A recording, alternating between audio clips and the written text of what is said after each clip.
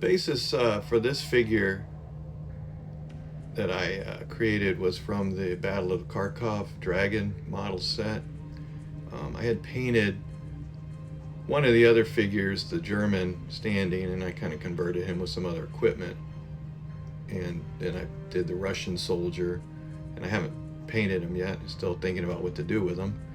But I ended up using this guy, and for a base, I just used a PVC pipe, and on top of the pipe, I glued a piece of styrene, cut a hole in it, put another false bottom, and then used Magic Sculpt for the groundwork. The conversion was to his left arm and his right shoulder, and that was done with Magic Sculpt. And then the ammo pouch was made out of Magic Sculpt because I couldn't fit it with the rifle. And his helmet was an American helmet that I tried to use with a head that was plastic, yelling, but after a while I didn't like it. It just looked really bad, so I purchased the Hornet Soviet World War II heads with helmets. This was just made a huge difference. So a long time ago, I used to paint everything in oils as far as figure painting. Oils really work very well.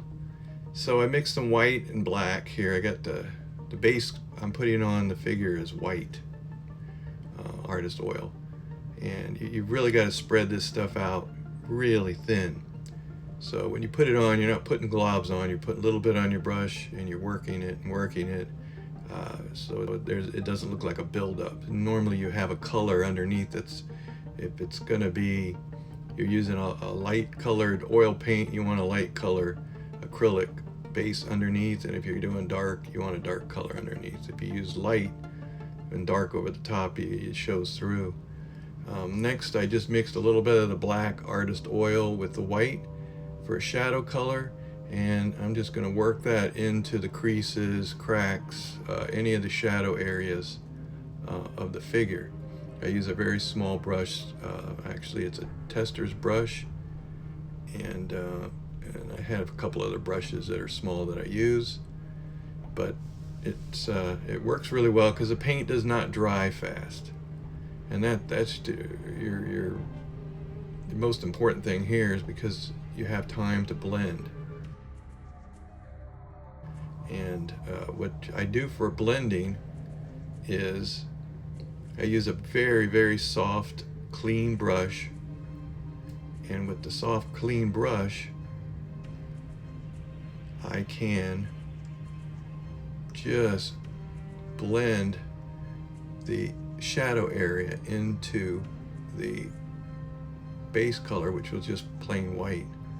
And by doing this, you just basically just stroke over and stipple a little bit, just touching and working it in. If you can do this, just practice on a figure that you don't care about that much, but you'll get the hang of it.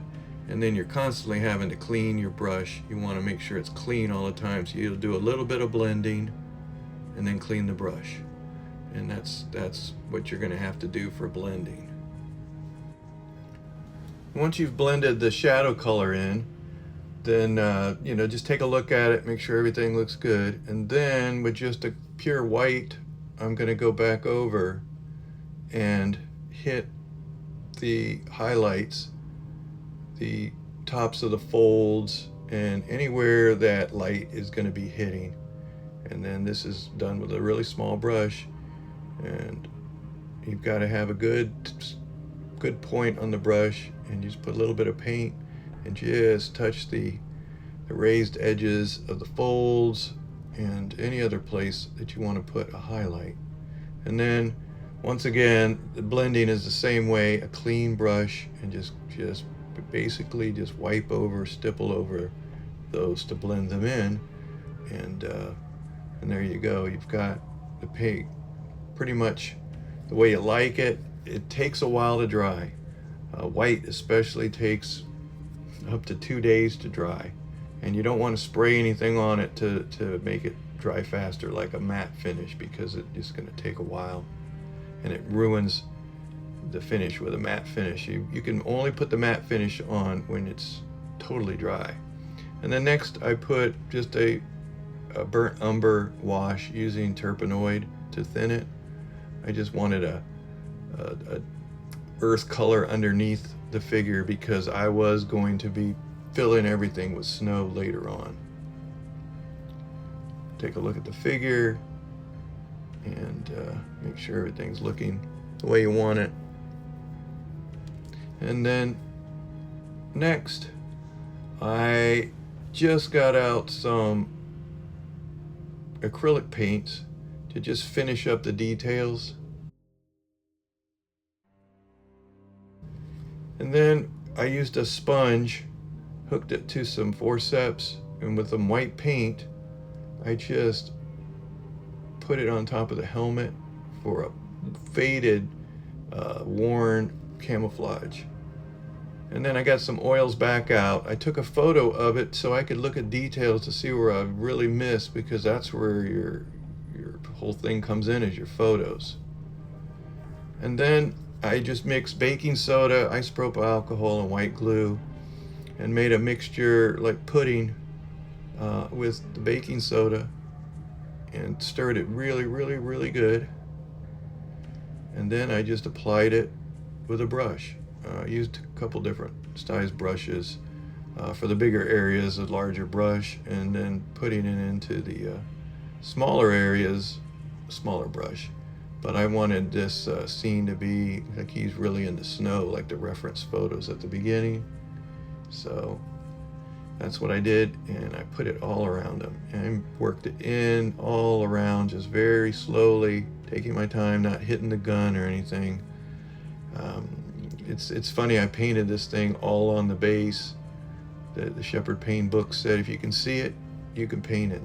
When I read that, I was like, okay, if he does it, I can do it. So that's what I did from the beginning when I started out doing armor models and figure painting.